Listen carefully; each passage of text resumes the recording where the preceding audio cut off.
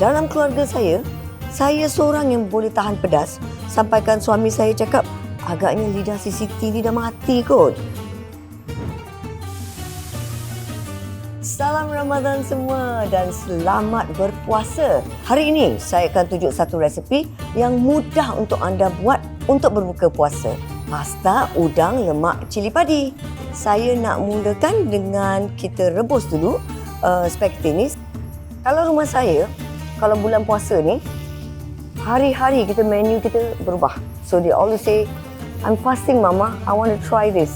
Can never reject someone who's fasting and they want to eat something.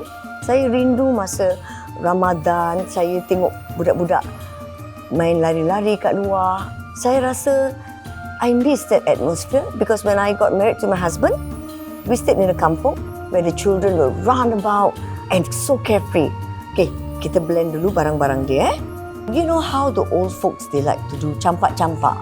You know, just take a bit and campak. Saya belajar resepi ni. I learned it from a friend. When I asked her how much chili to use, she says, oh, just a handful. My one handful of chili padi and her one handful is totally different. My goodness, my husband nearly fainted. Pedas gila, pedas. Saya ambil air sikit. Air jangan banyak sangat. Tapi be prepared kalau kita dah blend ni, batuk. Okay. Okay, we're going to blend this into a smooth paste and then later kita nak tumis. Recipe ni nanti percik, you know, it splatters all over. So it's best to put on an apron if you're doing this. Warning first. Minyak dah panas. It's important to have the oil very hot or else nanti tak garing. Okay, I'm going to put in the lemongrass first. My new daughter-in-law, who is half Chinese, because when she joined my family, okay, menantu saya pernah tanya, masakan Melayu ni banyak minyak ke?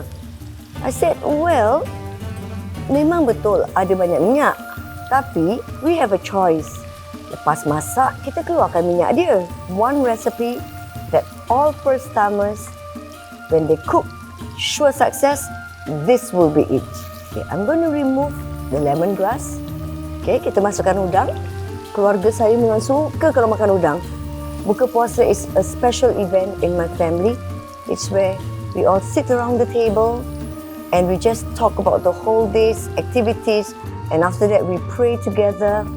Sangat seronok. Dia dah kering sikit. I'm going to add in my spaghetti. So now, we just want the whole thing to come together.